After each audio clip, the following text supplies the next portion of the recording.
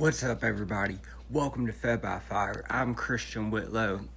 So today, I wanted to sit down and talk a little bit about something I've been thinking on a lot lately.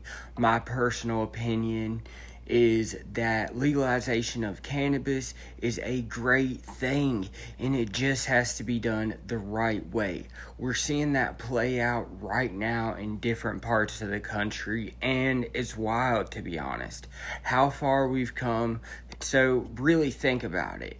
Not that long ago, people were getting locked up for years, sometimes decades of their life, over the same substance, over a plant, over something that a whole lot of regular folks have and used for a long time. And recently in my lifetime, the type of demographic I see, especially at the local dispensaries when I visit them, is soccer moms, wealthy business people, some of the wealthiest people from my hometown. That's where I run into them at. The same people who look completely put together during the day, and then when they're home, they take a gummy or they hit the pen to unwind, and I completely understand that. You're not hurting nobody, you're just chilling. That's the reality. And it's not some fringe thing, and I wouldn't equate it to coming home and doing a line, because that shit is bad for your health in every part of your life. It's woven into everyday life for a lot of people, including myself, who you'd never guess. You'd guess it with me probably. And yet we used to treat it like the worst crime in the world. And people lost jobs, lost housing, lost time of their lives and time with their families, sat in prison cells, all for something that's now completely legal in more and more places. We've come a long way from that, and I'm glad we have. So now let's look at my home state. Let's look at Virginia. We're finally doing this the right way, or at least moving in a direction that looks like it. Possession has been legal for adults since 2021. You can have up to an ounce right now, grow a few plants at home if you want, and nobody's coming to throw you in a cage for it. And the big new piece is the retail market. Starting July 1st, 2027, licensed stores will open up to 350 of them across the state. So you'll be able to walk in to a regulated shop and buy up to 2 ounces at a time without a medical card. Know that, and you'll know what you're getting, that it's been tested, labeled, and not cut with God knows what, or what kind of crazy pesticides they use. Taxes will bring in a lot of money for our state that can go towards education and public health. The cannabis is control, the authority is taking over regulation of everything, including the hemp product side.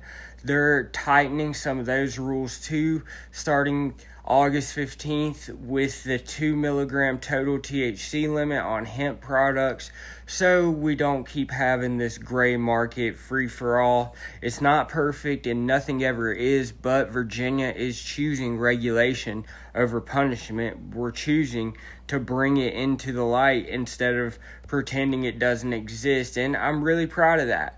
Really proud. The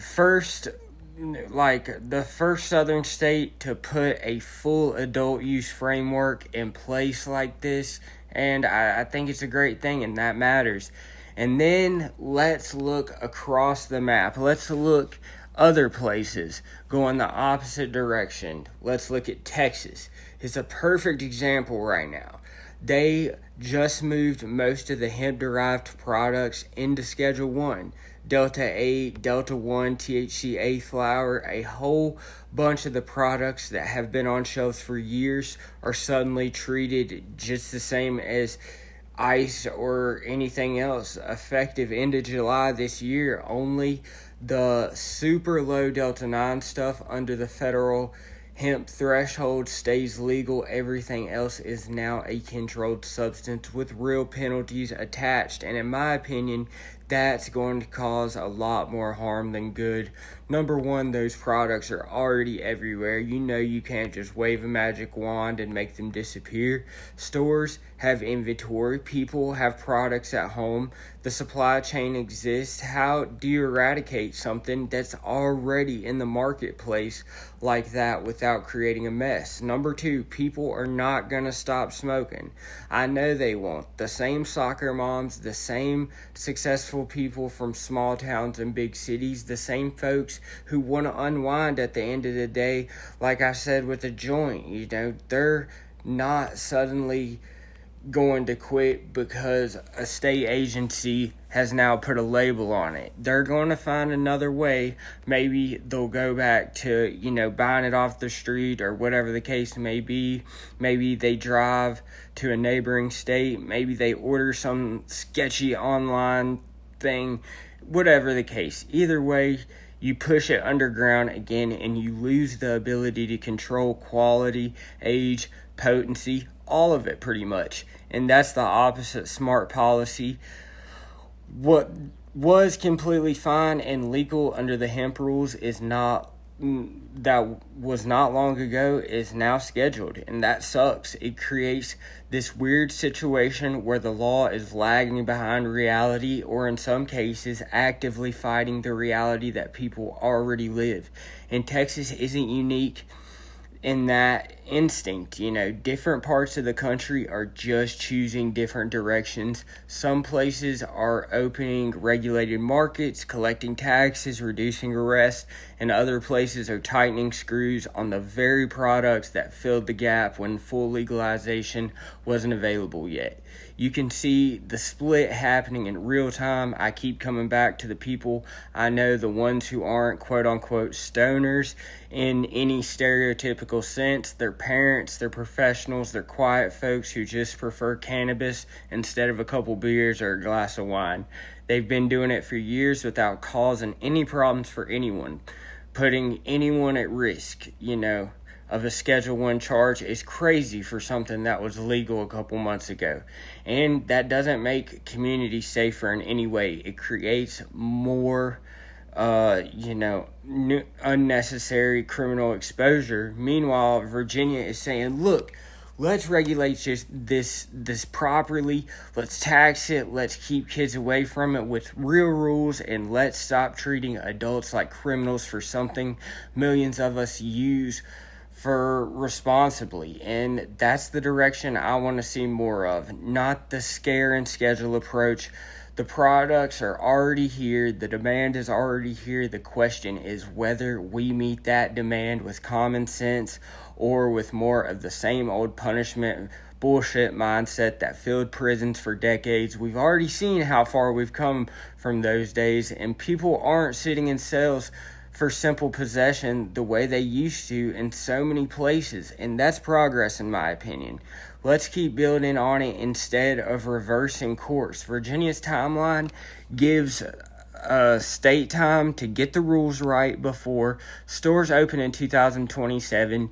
Licensed applicants start early next year. Testing standards, packaging rules, distance from schools, all of that can be dialed in, and that's doing it right in my opinion. Contrast with suddenly declaring a whole category of products Schedule I after years of letting them fly and be sold openly.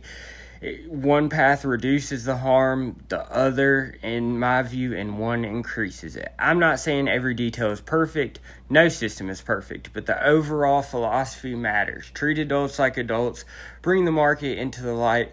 Stop wasting resources on things that don't need to be crimes, and recognize that the people using these products look a lot like the people you already know and respect. That's where we are. Different states choosing different roads, and I'm glad Virginia has taken the one that actually matches how people live, and I'm proud of that choice.